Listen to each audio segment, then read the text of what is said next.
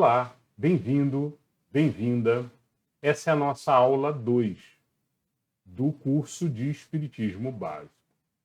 Todo treinamento de Espiritismo Básico está aqui no nosso canal e ele tem sempre uma numeração. Essa daqui, por exemplo, é EB de Espiritismo Básico, né? Ou Ensino Básico de Espiritismo, 004, né? 0004. E por que 4? Porque já teve a aula 1 e teve duas aulas predecessoras que eu considero que fazem parte aqui do ensino básico, né? Que foi a aula de o que é o Espiritismo e a aula de Evangelho no Lar, né? Se você não assistiu, recomendo fortemente que você assista.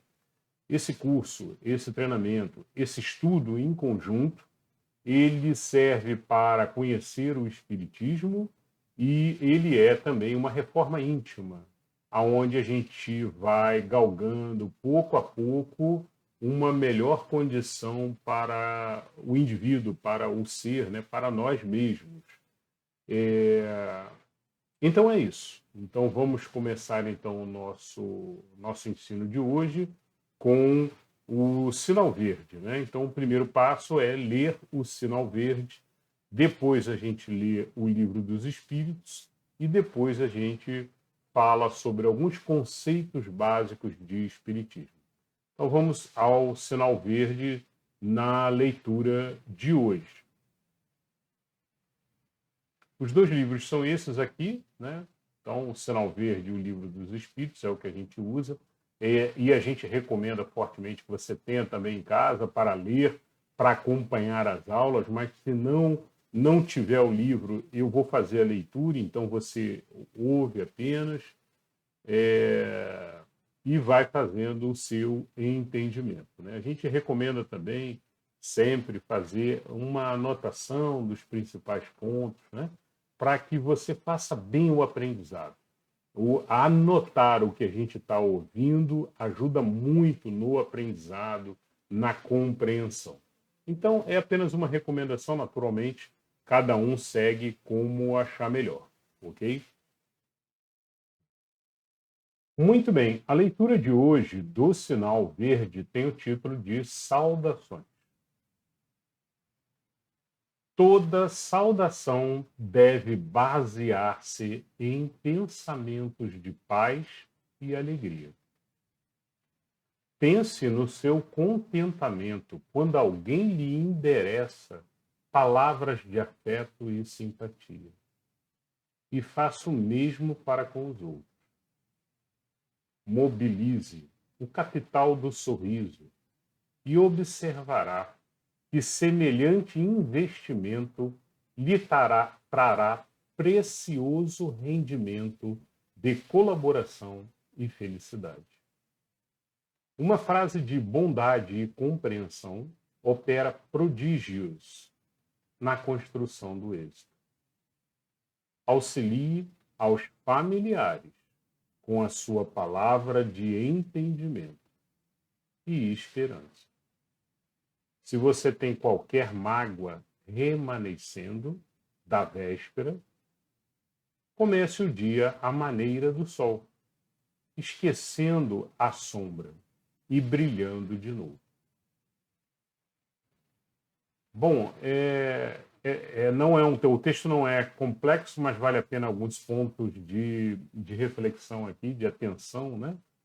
Por exemplo, toda saudação deve basear-se em pensamentos de paz e alegria. Ou seja, não adianta você entrar no local e dar um bom dia do tipo, bom dia! Não adianta, né? A gente tem que sempre ser amável, como Jesus falava, né? A gente tem que ser sempre harmonioso e procurar dar aquele bom dia do fundo do coração mesmo, né? Bom dia a todos, que estejam todos bem, que tenham um dia maravilhoso, e isso aonde você passar, né? Não é só com as pessoas que a gente gosta, não, eu vou dar bom dia para ele, porque ele dá bom dia para mim, o outro eu não vou dar bom dia, não. Tá errado. Aí você não muda o perfil do outro, não ajuda o outro, não fez a sua parte. E provavelmente, talvez, né, o outro esteja emitindo algum pensamento ruim para você. Olha que legal, se você, por onde você passar, todo mundo passar a sorrir para você e te fizer um pensamento bom. Tem pessoas que vão demorar, mas tem muita gente que não daria um sorriso que passa a dar quando recebe um bom dia, afetuoso, com carinho, né? Um bom dia sincero. Um bom dia é só um exemplo, que seja uma boa noite, que seja um olá, como você está, né? É ouvir o outro, dar carinho, dar atenção, saber ouvir. E tem tudo isso aqui tem a ver com aquela introdução que nós lemos na aula passada, né? Da gente estar provocando as vibrações boas em nossa direção. Aquela introdução que Emmanuel fez, que nós lemos na aula passada, é sensacional porque é exatamente tudo, tem tudo a ver com o que a gente propõe aqui de melhora de vida, de qualidade de vida, até para você mesmo, né? Mas para todos ao seu redor. Pense no seu contentamento quando alguém lhe endereça palavras de afeto. Olha como você gosta, como você se sente bem, né? Quando alguém lhe deseja coisas boas, né? Você sempre faz um pensamento bom. Mobilize o capital do sorriso, sorrir, né? Em vez de você entrar nos locais assim com a cara fechada, né? Passar a entrar em todo local que você for, entrar com um sorriso.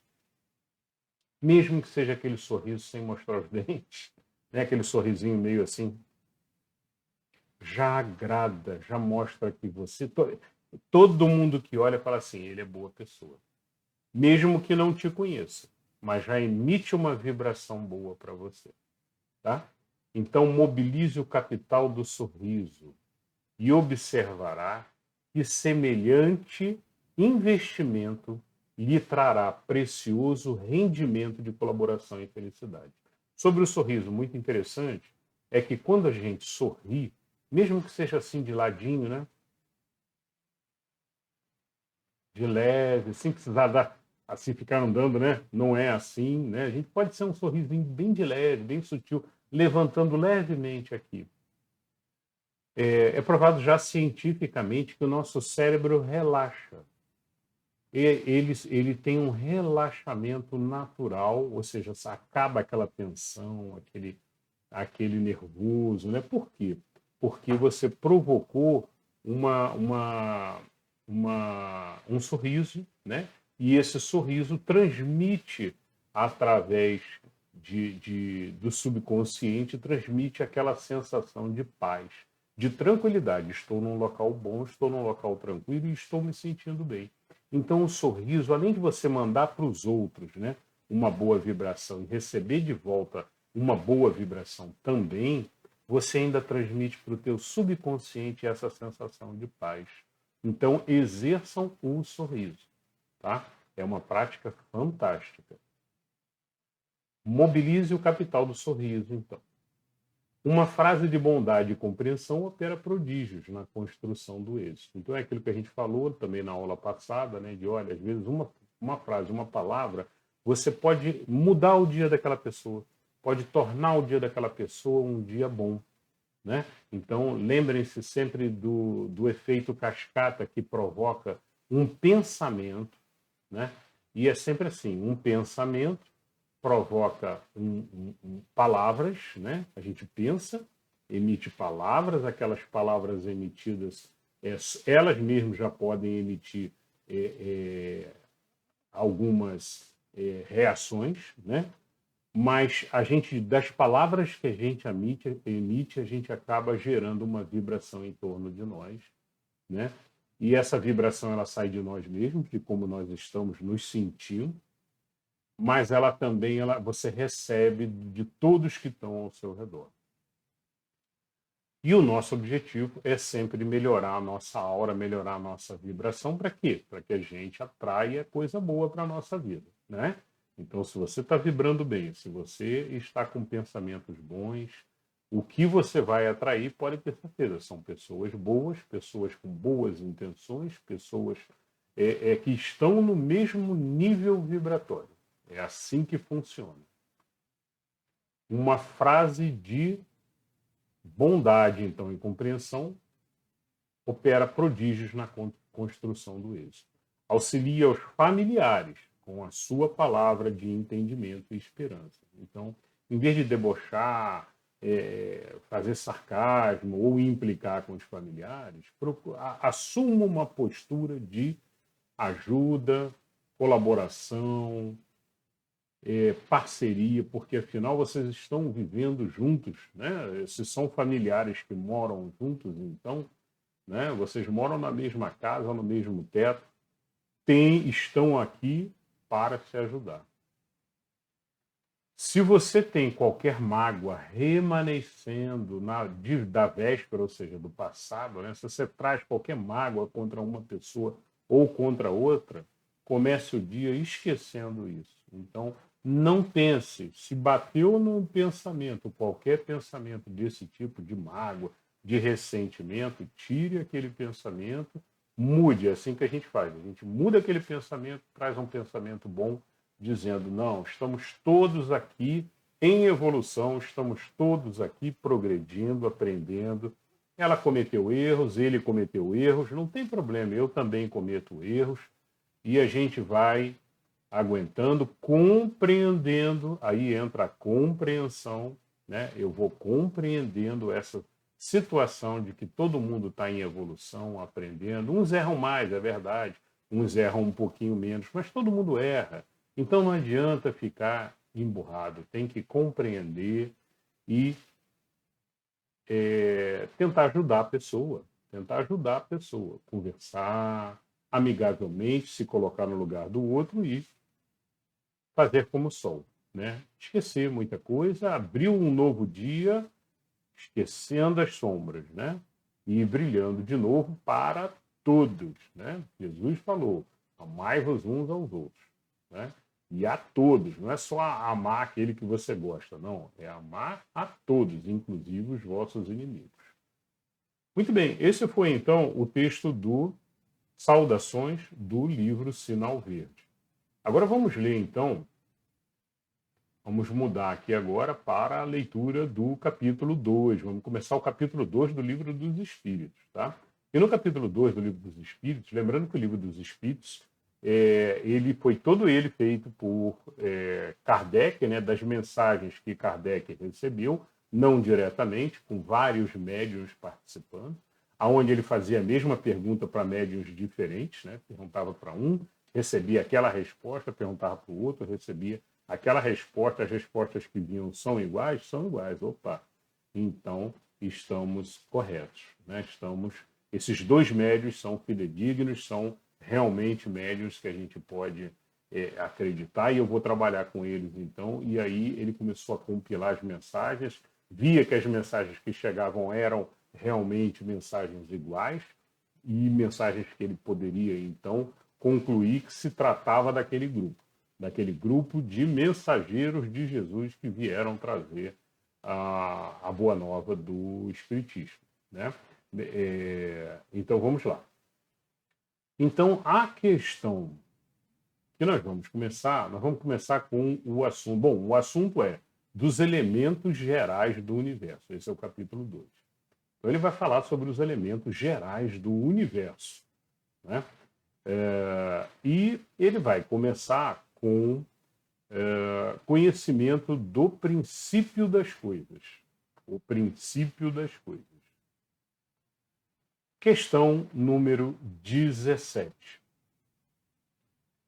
Bom, é só antes de ler aqui a questão, só reforçar que a gente já fez uma aula anterior a essa e é sempre bom que você vá estudando na sequência. Então, seria bom estudar a aula anterior para depois dar continuidade com essa e assim por diante, tá? Então, se você pegou lá a aula 28, né? Volte, pegue sempre da aula que você parou. Isso é um recomendado, né? Não significa que você não pode ir assistindo as aulas de forma avulsa. Mas é bom seguir a sequência de estudo para que complete o livro dos Espíritos todo com a gente. Então vamos lá. Pergunta 17. É dado ao homem conhecer o princípio das coisas? E a resposta: não. Deus não permite que o homem tudo seja revelado neste mundo. Então, Deus não permite que ao homem tudo seja revelado neste mundo, né? Naturalmente, a gente está num momento, inclusive, de elevação que não permite que nós conheçamos tudo, né? Então, conforme a gente vai subindo a escadinha, a gente vai conhecendo mais coisas. Mas no nível que nós estamos, né, nem que Deus, ou que fosse permitido, a gente talvez não absorvesse, porque nós não temos conhecimento ainda adquirido para coisas mais complexas, né? Então é o que ele fala aqui: não, Deus não permite que o homem, que ao homem tudo seja revelado neste mundo. Penetrará o homem um dia, questão 18, penetrará o homem um dia o mistério das coisas que lhe estão ocultas? E aí a resposta: o véu se levanta e a seus olhos, à medida que ele se depura, mas para compreender certas coisas, são-lhe precisas faculdades que ainda não possui. Então foi o que eu comentei agora há pouquinho, né, que a gente ainda está em aprendizado, em crescente evolução, né? Isso vai contra, por exemplo, a uma filosofia, a um pensamento dos filósofos antigos, né? E Platão, por exemplo, e alguns outros, né? Que falavam que não, o homem ele vem com uma cortina cobrindo, mas que ele já tem uma inteligência de tudo. Ele já sabe tudo, porém, como caiu na matéria, ele esqueceu. Ele está com uma cortina cobrindo tudo por estar na matéria, né? Então, aqui a questão 18 diz que não é bem assim, né? Nós temos muito que aprender ainda e vamos gradualmente, né, de acordo com o nosso esforço pessoal, aprendendo e evoluindo. Então, a evolução depende, acima de tudo, da vontade de cada um de estudar, de trabalhar aquele determinado assunto para poder conhecer e gradativamente, então, lhe será dado a possibilidade desse conhecimento. Nada de, o conhecimento já está dentro da gente, vamos procurar. Não é bem assim, tá? É verdade que você tem que olhar para dentro, para o seu interior, cuidar do seu interior, né? Evoluir interiormente, como espírito, como moralmente, como ética e tudo, para que você possa receber novos conhecimentos, né? Aí a espiritualidade vê pela tua aula, pela tua vibração, que, olha, ele está buscando, ele está procurando, como disse Jesus várias vezes, né? Então a ele será dado mais algum conhecimento, e aí vai gradativamente o espírito, né, vai recebendo novos conhecimentos. Questão 19. Não pode o homem, pelas investigações científicas, penetrar alguns dos segredos da natureza? A ciência, resposta: a ciência lhe foi dada para o seu adiantamento em todas as coisas. Ele, porém, não pode ultrapassar os limites que Deus estabeleceu. Então, a ciência vai ajudando, vai tirando algumas dúvidas, né? Principalmente relacionadas à matéria. Então, isso é importante a gente entender. A ciência que nós temos, ela ajuda com relação à matéria, né? Infelizmente, a ciência hoje ela ainda não está aberta a olhar para o mundo invisível, para a espiritualidade, para estudar com seriedade. São pouquíssimos cientistas, né, que param para realmente estudar essa parte.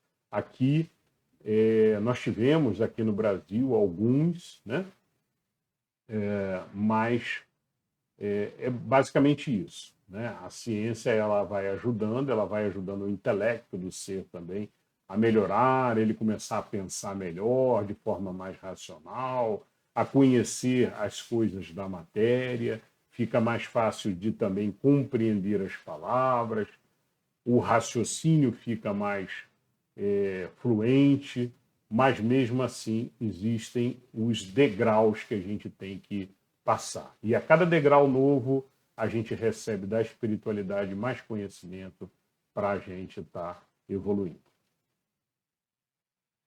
Bom, essa foi a 19, vamos agora à questão 20, que é a última questão do conhecimento do princípio das coisas. Pergunta: dado é ao homem receber, sem ser por meio das investigações da ciência, comunicações de ordem mais elevada acerca do que lhe escapa ao testemunho dos sentidos? Sim. Resposta: sim. Se o julgar conveniente, Deus pode revelar o que a ciência não é dado a aprender. Por aí a explicação disso, né? Por essas comunicações é que o homem adquire, dentro de certos limites, o conhecimento do seu passado e do seu futuro. Terminamos, então, o conhecimento do princípio das coisas. Hoje a gente vai falar ainda de espírito e matéria, que vai do 21 ao 28. Muito bem, vamos lá então dar continuidade aqui em espírito e matéria agora, que são da questão 21 até a questão 28 do Livro dos Espíritos. Questão 21. A matéria existe desde toda a eternidade como Deus, ou foi criada por ele em um dado momento? A resposta: só Deus sabe. Há uma coisa, todavia, que a razão vos deve indicar. É que Deus, modelo de amor e caridade, nunca esteve inativo.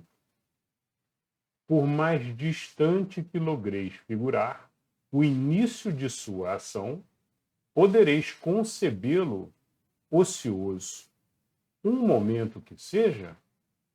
Então, basicamente, o que eles respondem aqui é, primeiro, o que a gente aprende aqui, primeiro, Deus é eterno, né? Deus é eterno e ele não foi criado, ele não nasceu, ele sempre existiu, né?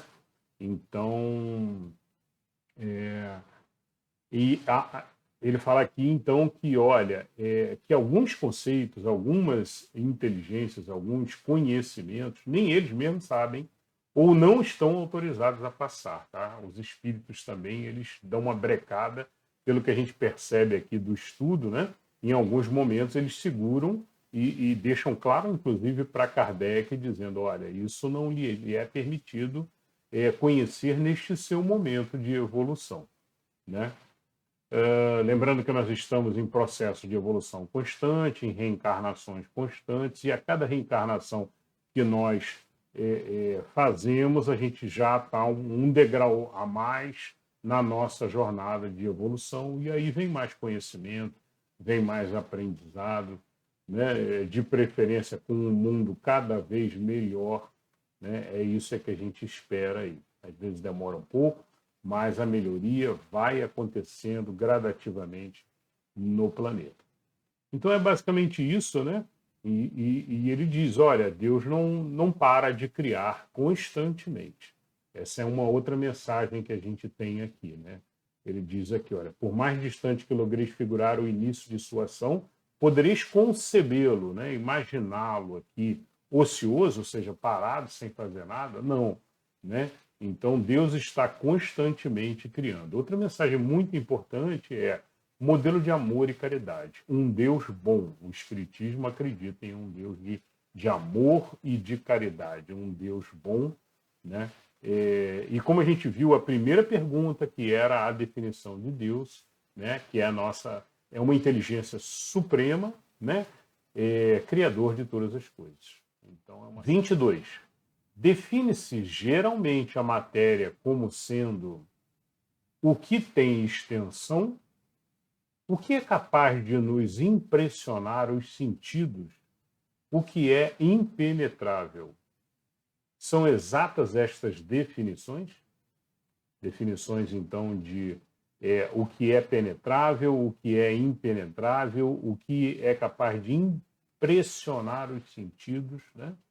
E aí a resposta. Do vosso ponto de vista, elas o são. Porque não falais senão do que conheceis? Mas a matéria existe em estados que ignorais. Pode ser, por exemplo, tão etérea e sutil que nenhuma impressão vos cause aos sentidos. Contudo, é sempre matéria. Para vós, porém, não o seria. A. Que definição podeis dar à matéria? Resposta. A matéria é o laço que prende o espírito. É o instrumento de que este se serve e sobre o qual, ao mesmo tempo, exerce a sua ação. Explicação. Deste ponto de vista, pode dizer que a matéria é o agente e o intermediário, com o auxílio do qual e sobre o qual atua o espírito, né? Então, enquanto nós estamos encarnados, nós somos espíritos encarnados, né? E nós estamos agindo com matéria. E o que os espíritos falam aqui e deixam claro é que, olha, existem níveis e planos e mundos diferentes em um nível de matéria completamente diferente do que nós imaginamos, né? Alguma coisa que nós não conseguimos, o termo não é sutil, o termo que eles usam aqui é etérea, se eu não me engano. Ou seja, uma matéria muito etérea e sutil, né? O termo que eles usam aqui. Uma matéria imaginem um mundo em que você não tem sensações, que você não toca as coisas, mas é considerado matéria, um tipo de matéria. Então, existem escalas de níveis de mundos, né? Quando nós, por exemplo, desencarnamos, né? Nós não vamos para o céu por enquanto, né? A gente vai para um nível dos níveis que existem. Então, existem níveis. E a gente vai, de acordo com o nosso merecimento, nós vamos para um determinado nível e ficamos ali naquele nível, né? Aguardando uma nova reencarnação, né? Dependendo do nível, tem níveis muito ruins, níveis de sofrimento, de dor e tudo, com espíritos muito arraizados à matéria, que não compreendem o desencarne, o período de transição. E existem outros níveis mais elevados, com os espíritos que já estão compreendendo, que estão ali, que estão desencarnados, né? Já conseguem compreender que estão desencarnados, e ali eles encontram uma cidade, um complexo semelhante ao que nós temos aqui no nosso mundo, né? Então, são cidades espirituais em níveis diferentes, né? De acordo com o seu merecimento, com o seu nível de evolução, você vai para um desses andares, para um desses níveis. E essas cidades, por que eu estou tocando nesse assunto? Porque justamente esses níveis, por exemplo, são níveis de uma matéria mais sutil, né? Você chega a ter construções, como você vê, por exemplo, no filme André Luiz. Se não viram ainda, desculpem, no filme Nosso Lar, do André Luiz, né? Do espírito André Luiz. Psicografado, tem um livro chamado Nosso Lar, psicografado pelo Chico, né? Justamente sobre isso, sobre o desencarne dele e a chegada dele nessa cidade espiritual chamada Nosso Lar, né? E como ele foi recebido, o que ele percebeu, e aí é muito interessante. É um livro muito bacana de se ler para quem está começando também. Vamos então agora para a questão 23. Questão 23. E aí eu vou só comentar o seguinte. Aqui no Livro dos Espíritos, é colocado também em algumas questões, né? O Kardec faz perguntas dentro daquela questão. E aí ele coloca assim, olha, pergunta 23, que é a que a gente vai entrar agora, que é o espírito, né? E aí dentro dessa pergunta ele recebe uma resposta e aí ele abre uma subpergunta, né? E aí ele coloca letrinha A, letrinha B, quantas perguntas ele quiser fazer, ele vai acrescentando sempre assim, 23A, 23B, 23C, e assim, quantas ele achar necessário ali para tirar a dúvida dele, né? Então, a 23, a pergunta é o que é espírito? E a resposta que ele recebeu foi o princípio inteligente do universo. Princípio inteligente é algo assim que a gente fica, né? Mas o que é o princípio inteligente, né?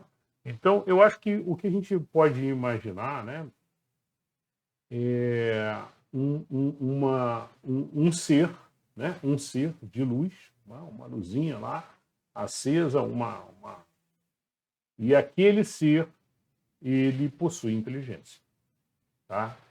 E em graus diferentes. É o que ele vai comentar aqui, mais para frente. Aí vem uma pergunta A, 23A. Qual a natureza íntima do espírito? E a resposta: não é fácil analisar o espírito com a vossa linguagem. Para vós, ele nada é, por não ser palpável. Para nós, entretanto, é alguma coisa. Ficai sabendo, coisa nenhuma é o nada, e o nada não existe.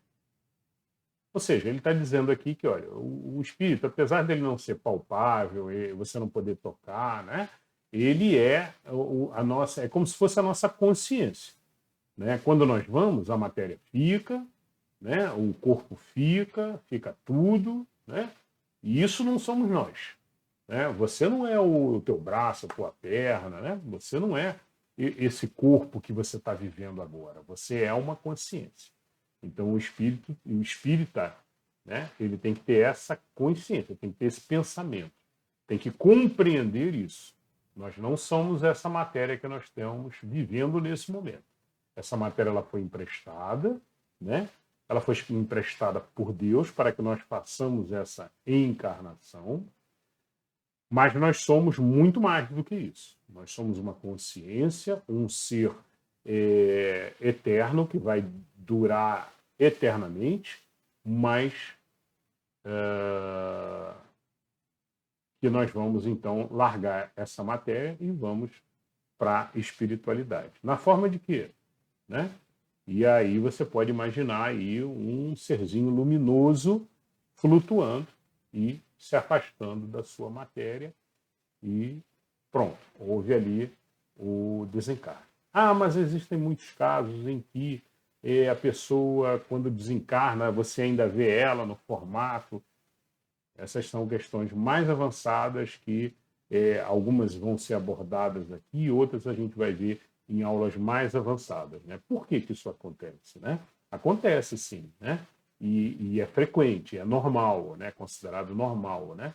Agora, por quê? Né? Aí a gente vai falar mais para frente. Por enquanto, vamos imaginar só uma consciência de luz que se afasta da matéria, inclusive durante o sono. Durante o sono a gente se afasta da matéria e vai.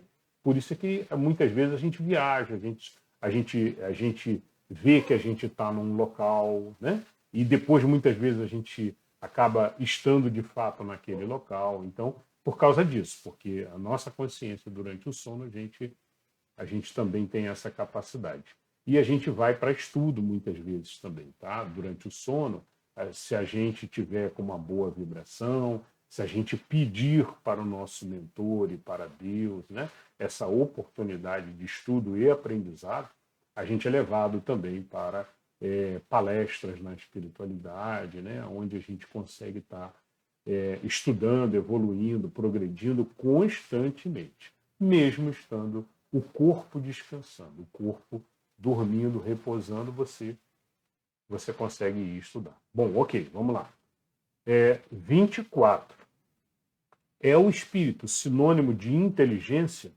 Resposta. A inteligência é um atributo essencial do espírito. Uma e o outro, porém, se confundem num princípio comum, de sorte que, para vós, são a mesma coisa. Então, a inteligência é um atributo, então, essencial ao espírito, como ele fala aqui, né? E ele está junto, né? A gente pode imaginar a consciência que somos nós de fato, né? Nós somos uma consciência cósmica, nós somos uma consciência, ali é o que a gente leva de fato, né? Quando a gente desencarna, a gente leva todo o aprendizado que a gente fez, né? E principalmente o aprendizado de moral, de espiritualidade, de aprendizado ético, que nos eleva de fato, né? Bom, muito bem. E é isso que a gente tem que, por enquanto, compreender, né? Ele diz aqui, ó, se confundem um princípio comum as duas, né? Por sorte que para vós são a mesma coisa. Então podemos, por enquanto, pensar sempre no espírito como uma consciência, como uma luz, né, que vai se deslocar. 25. O espírito independe da matéria ou é apenas uma propriedade desta, como as cores o são da luz e o som o é do ar? Né? A gente vê que nessa questão aqui, por exemplo, Kardec ainda não tinha compreendido. Ele estava fazendo as perguntas, mas não tinha ainda feito a total compreensão. E aí a resposta é justamente, olha, são distintos, uma do outro. Uma coisa é a matéria, outra coisa é o espírito.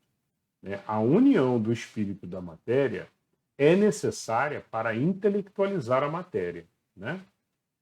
E é necessária também, e aí é um comentário meu, é necessário também para que o espírito encarne e possa progredir fazendo todo o seu aprendizado de evolução. 25A, uma outra perguntinha aqui que Kardec mandou. Essa união espírito-matéria é igualmente necessária para a manifestação do espírito? Entendemos aqui, por espírito, o princípio da inteligência, abstração feita das individualidades que por esse nome se designam. Né? Essa é a questão número 25. E a resposta: é necessária a vós outros, porque não tendes organização apta a perceber o espírito sem a matéria. Né? A isto não são apropriados os vossos sentidos. Né? Então, o que acontece? De fato, o que a gente sabe, vai ser respondido mais vezes, mais para frente, é que o espírito ele é essa consciência, ele continua com a inteligência lá, né? É o que a gente leva. Né? Se assim não fosse, os espíritos que estavam ali não estariam passando todo esse conhecimento para o Kardec.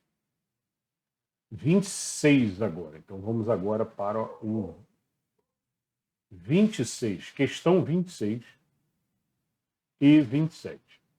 26. Poder-se-á conceber o espírito sem a matéria e a matéria sem o espírito?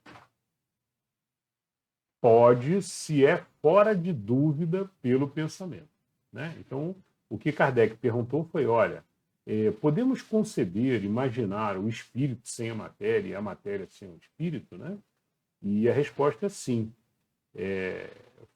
sem dúvida nenhuma, né? Pelo pensamento, por exemplo. Então, quer dizer, a gente pode pensar na matéria e idealizar, conceber o espírito sem a matéria. Só parar para imaginar aquela luz, aquela concepção, e por enquanto, é o que cabe aqui, principalmente nessa época, em 1850, né, era o que cabia aos espíritos dessa época.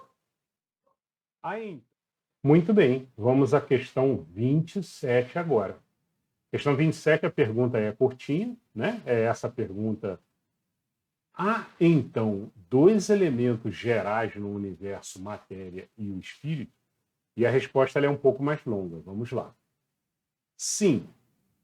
E, acima de tudo, Deus, o Criador, o Pai de todas as coisas. Deus, espírito e matéria constituem o princípio de tudo que existe, a trindade universal. Mas, ao elemento material, se tem que juntar o fluido universal. Tá? Olhem só, fluido universal, que desempenha o papel de um intermediário entre o espírito e a matéria, propriamente dita, por demais grosseira, para que o espírito possa exercer ação sobre ela. Embora, de certo ponto de vista, seja lícito classificá-lo como elemento material. Este se distingue deste por propriedades especiais. Se o fluido universal fosse positivamente matéria, razão não haveria para que também o espírito não fosse. Está colocado entre o espírito e a matéria é fluido. Como a matéria é matéria suscetível, pelas suas inumeráveis combinações com esta, e sob a ação do espírito, deve produzir a infinita variedade de coisas de que apenas conheceis uma parte mínima, ou seja, o que a gente conhece é muito pouco ainda. Esse fluido universal ou primitivo, ou um fluido ou primitivo, fluido primitivo, ou fluido elementar também, sendo o agente de que o espírito se utiliza.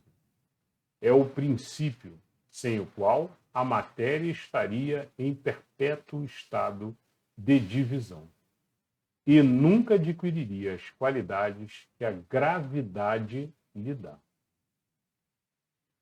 Aí Kardec fez uma subpergunta. Deste fluido será o que designamos pelo nome de eletricidade? E a resposta: dissemos que ele é suscetível de inúmeras combinações.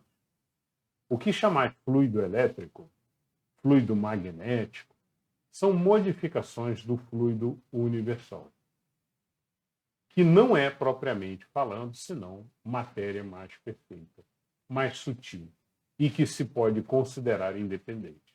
Tá? Então, vejam que Kardec estava em 1857, né? Um pouco antes até, fazendo essas perguntas, né? 1856. Então, tinha muito pouco conhecimento, inclusive, da física. A física da época estava começando a conhecer eletricidade, o que era eletricidade em si, o que era o fluxo elétrico, né?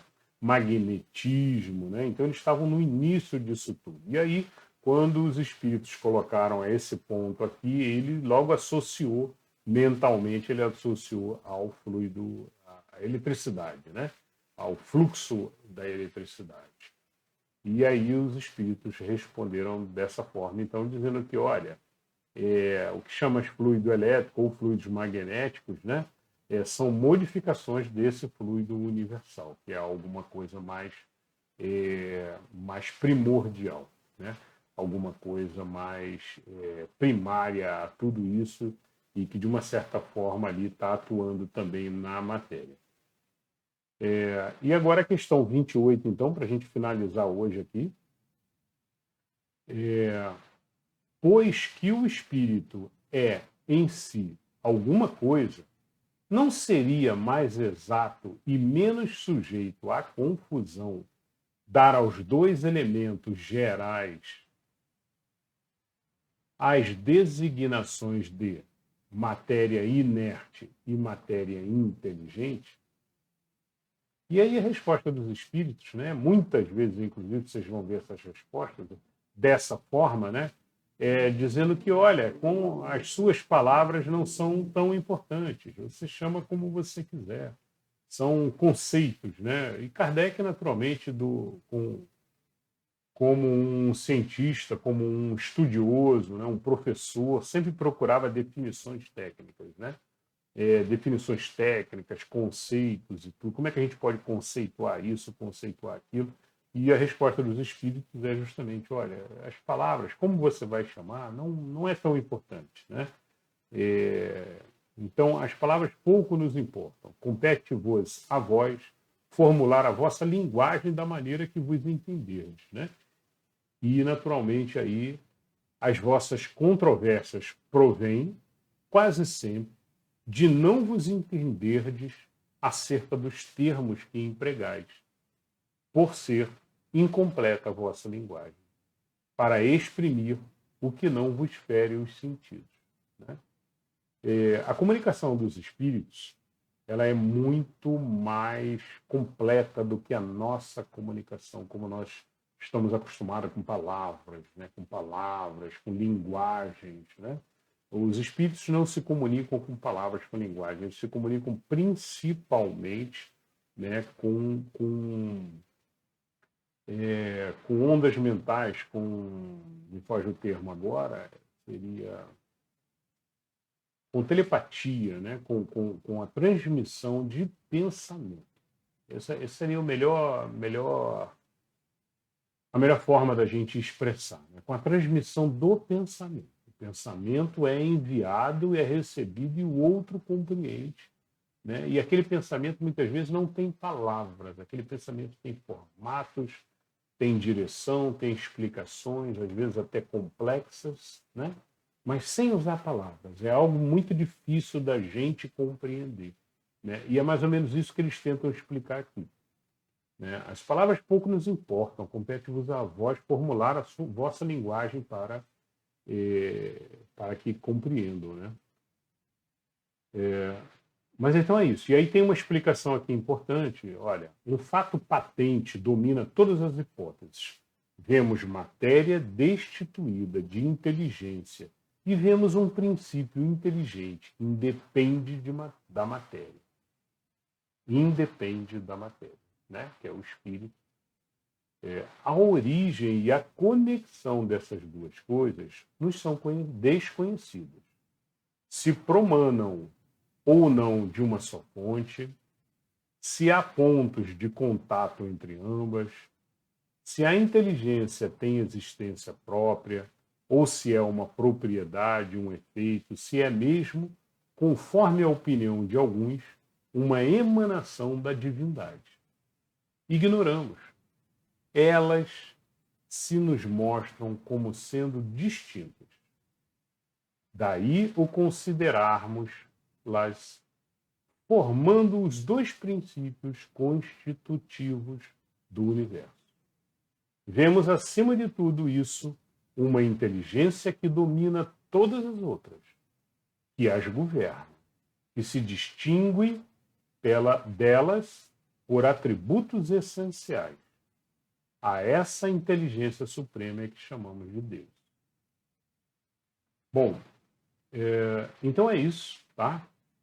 Falamos um pouco mais aqui sobre o que é espírito, o que é inteligência, a gente conseguiu compreender um pouquinho mais o que é um espírito e como ele atua na matéria, como é que ocorrem as encarnações, um pouquinho, né? Tem muito ainda para a gente falar, para a gente aprofundar, né?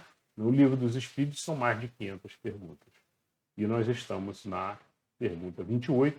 Na próxima aula continuamos, então, propriedades da matéria. Quem tiver o livrinho já vai dando uma lida aí, propriedades da matéria no capítulo 2. E a gente vai começar daí na próxima aula, tá bom? Então, mais uma vez, um beijo no coração de todos. Espero que fiquem bem. Nos vemos na próxima aula.